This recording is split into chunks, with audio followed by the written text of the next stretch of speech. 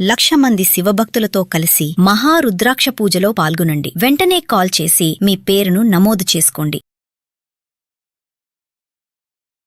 నమస్తే రమగారు. నమస్తే జయ. రమగారు, భార్యాభర్తల మధ్య ప్రాబ్లమ్స్ చాలా ఎక్కువైపోతున్నాయండి. ప్రతి చిన్న విషయానికి గొడవ పడటం, దాన్ని లాగేసుకొని ఎక్కడికో వెళ్ళిపోయి తెంచేసుకొని, పిల్లలున్నా కూడా కొన్ని రోజుల క్రితం కొంచెం ఒక 15-20 సంవత్సరాల క్రితం కనీసం పిల్లల కోసం ఒక ఆలోచన ఉండేది. సరే, మన ఇద్దరికి సఖ్యత కుదరట్లేదు, పోతే పోయింది, ఎవరో ఒకరిని సర్దుకుందాం, ఎందుకంటే వాళ్ళు ఉన్నారు కదా మధ్యలోనే. ఇప్పుడు అసలు అలా ఆలోచించట్లేదండి. నా జీవితం నా ఇష్టం, నేను ఇప్పుడే ఇన్ని బాధలు పడుతుంటే నా జీవితానికి ఏంటి? పిల్లలు ఉంటే ఉన్నారు, వాళ్ళే పెరుగుతారు, వాళ్ళే పెద్దలు అవుతారు, అలా కూడా ఆలోచించేస్తున్నారు. అంటే ఇప్పుడు కాంట్ బట్టి సిచ్యువేషన్ ఉంటుంది రమ్మగారు, దానికి ఎవ్వరం ఏమీ చేయలేం. డెఫినెట్గా ఎవరికి వాళ్ళు విడిపోవాల్సిందే, దూరంగా ఉండాల్సిందే. కానీ చిన్న చిన్న విషయాలకు కూడా పెద్దగా గొడవలు పెట్టుకోవటం, ప్రేమ అనేది లేకపోవటం, ముఖ్యంగా ఇరువురి మధ్య ప్రేమ అనేది ఉన్నప్పుడు ఆటోమేటిక్గా ఎక్కడో చోట తగ్గుతారేమో బహుశా. అది కనిపించట్లేదు కదా. డివోర్స్ కేసులు మాత్రం విపరీతంగా పెరిగిపోతున్నాయండి. ప్రతి కుటుంబం పలానా వాళ్ళ ఇంట్లో ఉండేది, వాళ్ళ ఇంట్లో పాపం వాళ్ళు విడిపోయారు అనుకునే వాళ్ళం, ఇప్పుడు అందరి ఇళ్లలో ప్రతి కుటుంబంలో వింటున్నామండి కదా. మహత్వాకాంక్షలు పెరిగిపోయే జయ. ప్రతి వాళ్ళకి నేనే నేనే నేనే నాదే నన్నే నాకే అన్ని నాకే కావాలి, ఇప్పుడు నన్నే చూడాలి, నా మాటే గెలవాలి, నేను అనుకున్నదే జరగాలి. ఈ గోల ఆడకి మొగకి కూడా. మగవాళ్ళ దౌష్ట్యాలు ఇంకా పోల, తాగుబోత్తనాలు, తిరుగుబోత్తనాలు, ఇతరత్ర స్నేహాలు, పెళ్లికి ముందున్న హ్యాబిట్స్ మానుకోకపోవటాలు, కొత్తగా మనని నమ్ముకుని అమ్మాయి వచ్చింది దీనికోసం మనం ఏమైనా పద్ధతిలో మార్చుకుందామని అనుకోకపోవటం, మారాల్సి వస్తే పెళ్ళం కోసం మారేవా అని ఫ్రెండ్స్ ఎక్కిరిస్తారని మానకపోవటం, అలవాట్లు మాత్రం చాలా వరకు మానుకోలేకపోవటం కాదు, మారాలని అనుకోవటల్లా, మానుకోలేకపోవటం కాదు, మానాలనుకోవటల్లా. అన్ని హ్యాబిట్స్, అక్కడి నుంచి ఫైనాన్షియల్ థింగ్స్. ఆడపిల్లలకేమో మగవాళ్ళది ఈ గోల. పెళ్ళికి ముందే అప్పులు చేసేసుకోవటం, పెళ్ళి అయిన దగ్గర నుంచి అమ్మాయి డబ్బంతా లాగేసేయటం, సమస్తము నాకే ఇచ్చేయి, మొత్తం డబ్బిస్తేనే నాతో ఉండు. పోనీ డబ్బు తీసుకుని నువ్వు ప్రేమగా ఉంటావా? ఉండవు, మొత్తం నీ కంట్రోల్లో ఉండాలి, దాని పీక నీ చేతిలో ఉండాలి, దాని పిలక నీ చేతిలో ఉండాలి. పాపం పెళ్ళికి ముందు సంపాదించింది కూడా మాకిచ్చేయి. ఇది తీసేసుకోవడానికి నాకు గల హక్కు ఏమిటి అని ఏ మగవాడిని కన్నవాళ్ళు ఆలోచించట్ల. పోనీ ఇదొక రకమా? అక్కడి నుంచి ఇంకోళ్ళు ఉంటారు, ఫ్రీగా వదిలిపెడతారు భార్యల్ని, కట్నాలు అడగరు, డబ్బులు అడగరు, చక్కగా ఫ్రీగా ఉంచితే అమ్మాయిలకు ఆగలేనితనం, ఇంకా తమకేదో ఫ్రీడమ్ కావాలి, ఇంకా ఏదో కావాలని. ఎంత ఫ్రీడమ్ ఇచ్చినా చాలదు. మీ అమ్మా నాన్నని రానివ్వద్దు, మీ అమ్మా నాన్నని చూడొద్దు, మీ అమ్మతో మాట్లాడొద్దు, నీ నాన్నతో మాట్లాడద్దు, మీ అక్క చెల్లితో సంబంధ బాంధవ్యాలు ఉంచుకోవద్దు. వీళ్ళ గోల ఇది. మనమిద్దరం 2 కుటుంబాల నుంచి వచ్చాం, మనిద్దరం కలిసి ఉందాం. ఈ పెళ్ళి అనేది ఏమిటి? ఇది ఒక విడదీయరాన్ని బాండ్, ఒకళ్ళకొకళ్ళు ఇద్దరు వేరు వ్యక్తుల్ని కలిపేది. ఆ అమ్మాయి అన్నీ వదిలిపెట్టుకుని వచ్చింది. ఇతను కూడా తనకి సహజంగా ఉన్న ఎన్వైర్న్మెంట్ని వదిలిపెట్టి ఈ కొత్త అమ్మాయితో తన జీవితాన్ని పంచుకోవడానికి సిద్ధపడ్డాడు. ఇది ఒక ఫ్రెండ్షిప్, దీన్ని ముందుకు తీసుకెళ్ళాలి. కొంచెం ఫాయిదాగా ఉండాలి, ఇచ్చిపుచ్చుకునే ధోరణి ఉండాలి. అటు వాళ్ళు లాగేయకూడదు, ఇటు వాళ్ళు లాగేసుకోకూడదు. మాదే చెల్లాలని అనుకునే రోజులు ఏనాడో పోయినాయి. మగపిల్లాడితే సాగే రోజు కాదు కదా. అమ్మాయి చదువుకున్న పిల్ల, పోనీ నువ్వు అలా ఇంట్లో ఉండే పిల్లని తెచ్చావా అంటే తేవు. బాగా చదువుకున్న పిల్ల కావాలి, అది మొత్తం నీ మాటే వినాలి, దాని సంపాదన అంతా మీకు ఇచ్చేయాలి అని ఎందుకు అనుకుంటారో అర్థం కాదు. అసలు పెళ్ళికి ఓ విలువ, ఓ మర్యాద, ఓ గౌరవం ఏమీ లేదు. పోనీ అంత తీసుకుంటావా, పోనీ అంత ప్రేమగా ఉంటావా అంటే ఉండవు, అది ఉండదు. కొట్టేస్తున్నారు ఇప్పటికీ కూడా. బూతులు తిట్టే భర్తలు, కుర్రాళ్ళు కూడా, పెద్దవాళ్ళు కాదు, ముసలాళ్ళు, వెనకబడిన తరగతి జనము కాదు జయ, లేటెస్ట్ పిల్లలు కూడా, చిన్నవాళ్ళు, బిలో 40 వాళ్ళు కూడా ఊవంటే కొట్టేయటం భార్యల్ని. ఎవరైనా బూతులు తిడతారు, కొడతారు అంటే మనం అసలు నమ్మని కూడా లేం. నేను వింటున్నాను అవన్నీ, ప్రతి ఆల్టర్నేట్ డే వింటున్నాను జయ. యంగ్స్టర్స్ నా మాట వినలేదు అందుకని నేను తిట్టాను, అందుకని నేను మాట వినపోతే కొడతావా? ఏ యుగం ఇది? ఏ యుగం చెప్పు? ఆడపిల్లలేమో తను అనుకున్నది కుదరకపోతే వెంటనే నేను వాకౌట్ చేస్తాను, నేను ఇంట్లో నుంచి వెళ్ళిపోతా, రాత్రి పగలు లేదు. మగవాళ్ళు డివోర్స్ ఇచ్చేస్తామంటారు, ఆడపిల్లలు లేచక్కపోతామంటారు. పెంపకాల్లో లోపాలు అనుకుంటాను జయ ఇవి నేను పూర్తిగా. అబ్బాయి బూతులు తిడితే తల్లులు ఊరుకోకూడదు. మొగాడన్నాక ఆ మాత్రం పౌరుషం ఉంటుంది. ఇలాంటి పిచ్చివాగుళ్ళు వాక్కూడదు తల్లులు. నువ్వేమన్నావో అందుకే మా పిల్ల ఇంత మాట ఉంది అని ఈ ఆడపిల్లల తల్లుడు అనకూడదు. ఏమైనా అంటే లేచకపోతుందా రాత్రిపూట పిల్ల? చెప్పు, ఏం పద్ధతులు అవి? నువ్వంటే వెళ్ళిపోతుందా మీ అమ్మాయి ఎట్లా చెప్పు? మనమంటే మన పిల్ల అట్లా రాత్రి 11 గంటల వేళ ఏం చేస్తుంది అని మూత పుడుచుకుని గదిలోకి వెళ్ళి కూర్చుంటుంది, అంతేగాని రోడ్డెక్కిపోతానంటుందా? ఏం పెంపకం అది? అసలు అలాంటివే విని విని చెవులు గళ్ళు పడిపోతున్నాయమ్మా. ఈ వినడం కాదు కానీ చచ్చిపోతున్నాను జయ నేను. ఎన్ని భయాలు వేస్తున్నాయో నాకు. బాబోయ్, ఎక్కడికి వెళ్ళిపోతున్నాం మనం? ఏ పెళ్లికి వెళ్ళినా ఆ పెళ్లి పిల్లాడు చక్కగా ఉంటారని అనిపించారు. పెళ్లినాడు చక్కగా చిలకల్లాగా నవ్వుకుంటూ బాగుంటారు, చిలక గోరింకాలాగా. 10 రోజులు అవ్వగానే స్టార్ట్. ఆ అమ్మాయి చీర కట్టుకొని డ్రెస్ వేసుకుంటాననగానే వీళ్ళమ్మ మొదలు పెడుతుంది. పెళ్ళవగానే సాయంకాలం డ్రెస్సులు వేసుకుని పిల్లల్ని బోల్డ్ మందిని చూస్తున్నాను జయ. అత్తగారులే అంటారు, నేను చూస్తున్న అత్తగారులు అయితే నా ఏజ్ వాళ్ళైతే ఏముంది డ్రెస్ వేసుకుంటుంది, పొద్దున్నుంచి చీరలో ఉండి అలవాట్లేదు ఆడపిల్లలకి అనేవాళ్ళు కనపడుతున్నారు. పెళ్ళైన పిల్ల ఇలా చేస్తుందా, వాళ్ళు వస్తారు వీళ్ళు వస్తారు, డ్రెస్ వేసుకుని తయారైంది అని పోట్లాడేవాళ్ళు వెనకబడిన జాతి. అమ్మ కొంచెం లైట్ వెయిట్ చీర కట్టుకో అని చెప్తే సరిపోతుంది, చీరలు తెచ్చుకో అని చెప్పాలి. అది చేయటం లేదు. ఆడపిల్లలు అలాగే ఉన్నారు. సాయంకాలం అవ్వగానే జీన్సు టీషర్టు వేసుకుని తయారైతే అత్తగారులకు సహజంగానే చుట్టాలు పక్కాలు ఉంటారు, వాళ్ళు ఏదో నొచ్చుకుంటారు, బాగుండదు.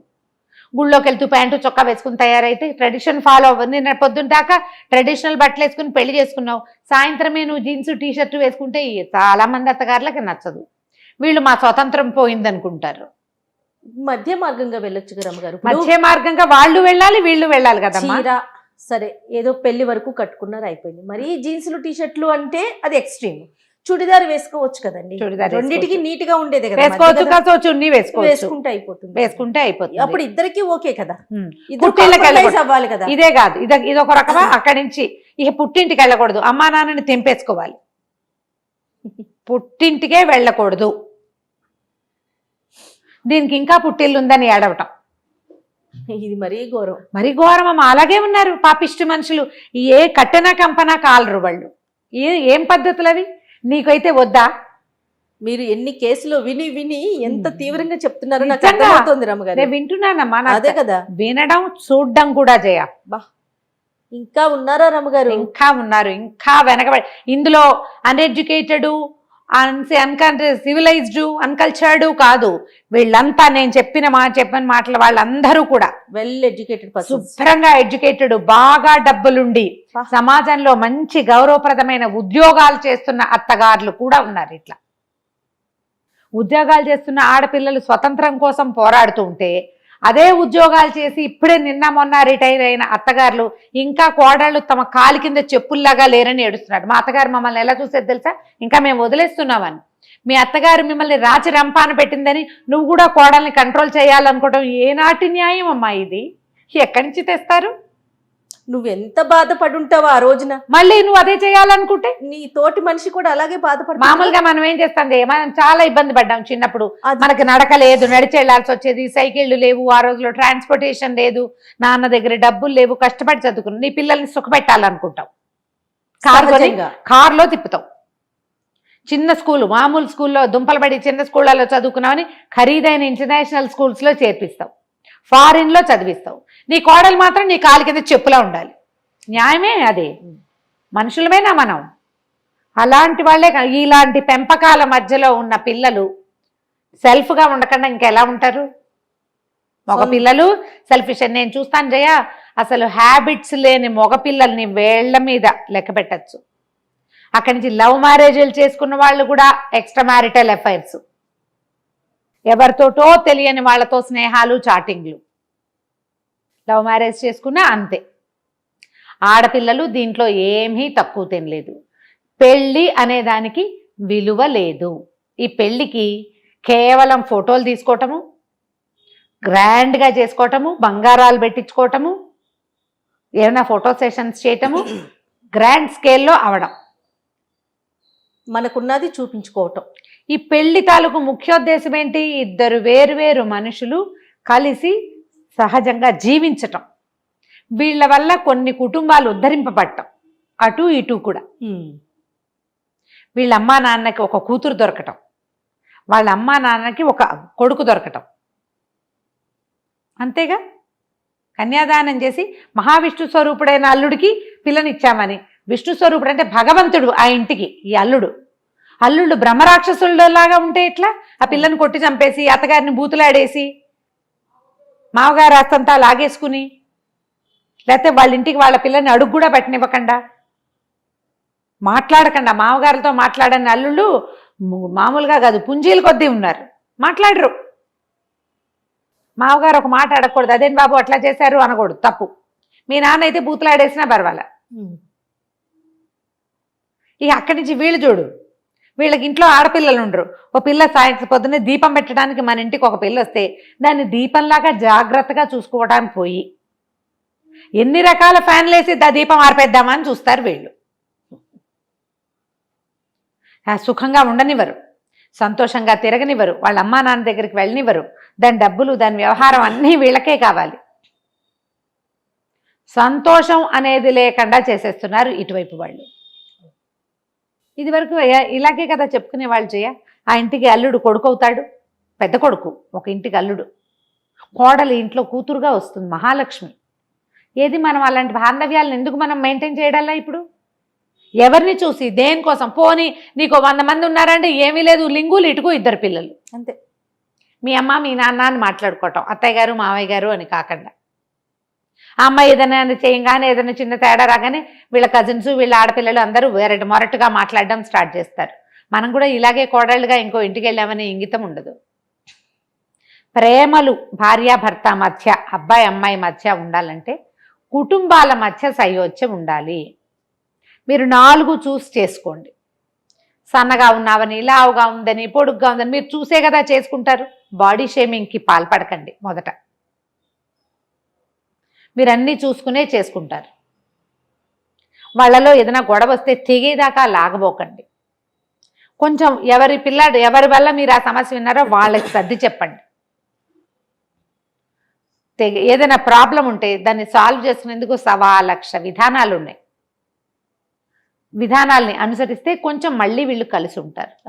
మధ్యలో పిల్లలు ఉంటాయి, పిల్లల్ని ఎలా పడితే అలా వదిలిపెట్టేసి ఏదో రకంగా చేసేసి నేనే అనుకుంటే నువ్వు పిల్లల్ని గంటం ఎందుకు కనేస్తారు ఊరికి ముందు, ఆ తర్వాత రోడ్ల మీద బారేస్తారు వాళ్ళని. మనం సెలబ్రిటీస్ని వాళ్ళని చూస్తుంటాం, సెకండ్ మ్యారేజెస్, వాళ్ళ పరిస్థితులు ఏమిటో, వాళ్ళ పెంపకాలు ఏమిటో మనకు తెలియదు కదా. మన పిల్లలు ఇటు తండ్రికి కాకుండా తల్లికి కాకుండా అలో లక్ష్మణ అని అఘోరిస్తుంటే ఏమిటి నీ జీవితంలో నువ్వు ఉద్ధరించే సాధింపు? ఏం సాధిస్తావు నువ్వు? కుటుంబాల నుంచి చెడిపోయి పిల్లలు జీవితం పట్లే అనుమానాలతో, భయాలతో వాళ్ళు బతకాల్సి వస్తే ఎందుకు వచ్చిన పెళ్ళి? ఊరికి ముందు పెళ్లి చేసేసుకోవటం, అక్కడి నుంచి గొడవలు. అసలు పెళ్ళైన మొదటి రోజు నుంచి గొడవలు పడుతున్న వాళ్ళు కనపడుతున్నారు జయ. ఫస్ట్ డే నుంచి వీళ్ళకి కొత్త ఉండటల్లా. కొత్త పెళ్లి కూతురు నునుసిగ్గులు అలాంటివి ఏం లేవు. కథల్లో ఉంటాయి ఆ భావాలని, ఆ జీవితాల్లో కనపట్టల్లా అసలు కొంచెం కూడా. వాళ్ళు మెయింటైన్ అవ్వరు, వీళ్ళు మెయింటైన్ అవ్వరు. ఎంతసేపు ఒకళ్ళనొకళ్ళు తూతూ మేమే అని అనుకుంటూ ఉండటం. హ్యాబిట్స్, ఆడపిల్లలు కూడా హ్యాబిట్స్ జయ. అవునండి. అక్కడి నుంచి ఏదైనా ప్రాబ్లం వస్తే ఫ్రెండ్స్లో తీసుకెళ్ళి పెట్టేయటం మొత్తం గొడవని, లేదా బంధువుల్లో తీసుకెళ్ళి పెట్టేయటం. వీళ్ళల్లో వీళ్ళు సార్ట్అవుట్ చేసుకోవాలి కదా. కొట్టేసుకోవటం, అసలు ఒక్కసారి కొడితే చాలా. తప్పటి సినిమా చూసామా, ఒక్క చెంపకాయకి అంత జీవితం వదిలేసింది అమ్మాయి. కొడుతున్నారు జయ, నేను ఇప్పుడే వింటున్నాను. ఈ మగపిల్లలు దెబ్బలు కొట్టడం, పెళ్ళాన్ని కొట్టాడు అని చెప్పడం. కొట్టాడు, కొడతాడు అంటే ఇంకా ఉన్నారా అనిపిస్తోంది కదా. రమ్మగారు ఉన్నారు, ఇంకా ఉన్నారు. మూర్ఖులు కదా. అంటే భావావేశాల మీద అదుపు లేని వాళ్ళు మూర్ఖులు కాదు జయ. అదుపు లేకపోవటం మూర్ఖత్వం కాదది, అదుపు లేకపోవటం. కాన్సిక్ నేను మొగాడిననే అహంకారం, నేను ఏదైనా చెయ్యొచ్చు. అవి ఇళ్లలోనే డెవలప్ అవుతాయి కదా అలాంటి భావాలు. మొగాడు అన్నవాడు ఏదైనా చేస్తాడు, అవునా కాదా? ఖచ్చితంగా. ఇది ఈ మార్పు రావాలంటే ముందు పేరెంట్స్లో మీ ఆలోచన విధానాల్లో మార్పు వస్తేనే మీ పిల్లల్లో మార్పులు వస్తాయి. ఉమ్. అయినా మీ పిల్లలు ఇలాగే ఎవరినో చూసి వేషాలు వేస్తామన్నారనుకోండి, దూకనివ్వటమే ఇంకా గోదాట్లో. అంతే. ఓసారి దూకేశాక ప్రతిసారి వెనక్కి రాగలరా ఉమ్. చెప్పు?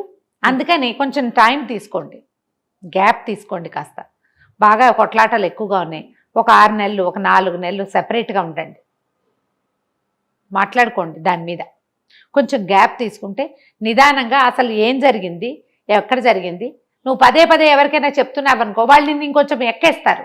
వాళ్ళెవరికో చెప్పద్దు, నీకు నువ్వు చెప్పుకో. రైట్ డౌన్, ఏదైనా కాగితం మీద రాసుకో. అందులో నీ తప్పు ఎంత ఉందో ఒకసారి బేరీజ్ వేసుకో.